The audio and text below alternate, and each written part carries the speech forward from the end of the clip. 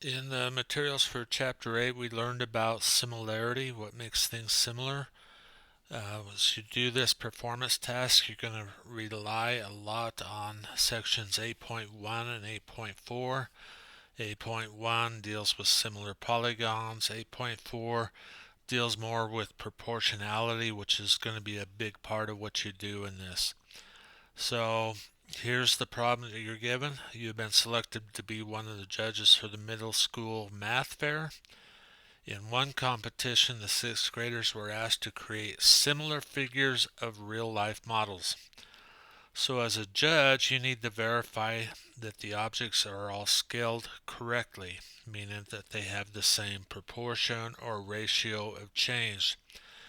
And you're going to do that in at least two different ways.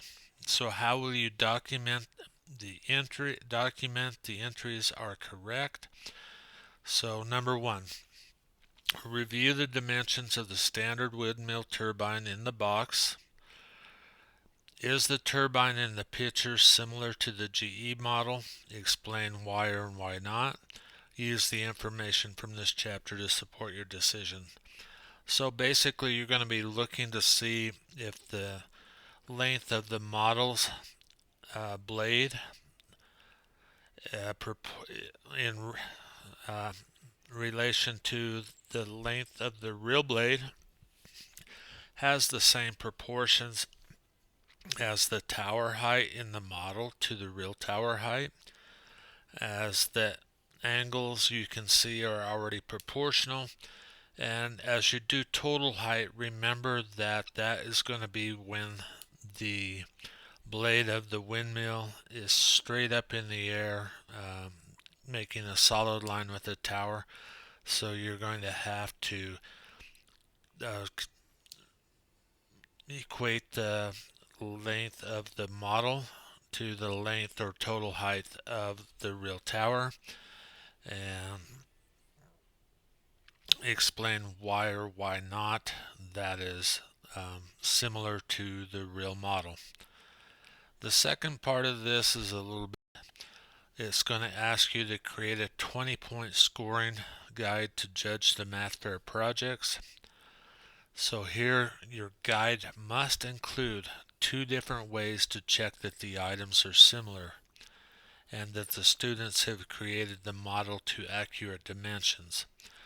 So you're going to have two ways to check that. As you go through the materials in the chapter, you should be able to find that. Next part, at least 12 of your points need to be awarded for mathematical components. And here's an important thing. Remember, it's difficult to be exact, so you've got to think about how much room you should allow for a construction error. In other words, if you're dealing with decimals to 2 or 3 places, how accurate do you want them to be as you do your scoring? Um, so you're going to have a lot of leeway in how you do that, but you do need to have 5 components that you use to judge. So that's going to be up to you what those 5 components are. So part 3 is you're going to, after you've created that rubric, you're going to grade the wind turbine replica in exercise 1 and then explain your evaluation. Why did it score what it did and what was important about that. Part number 4 says select an item and measure its key components. Then draw a sketch of that item with attention to scale. So again, you can pick anything. I would pick something that's going to be more lines and something like that, or has a geometric shape that you can scale.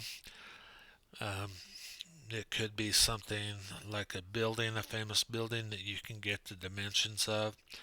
Grade your drawing that you do with the scoring guide that you created and include the key measurements of the real object and your scale drawing.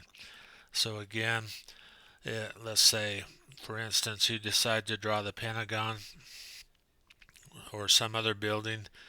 If you were going to have the Pentagon, you would need the measurements of the interior lengths of sides, the exterior lengths of sides, and then you would need probably to have the width of the building overall, and then you would have to make your scale drawing of that. So there's some open-ended parts to this. Again, work on the language, work on the reasoning.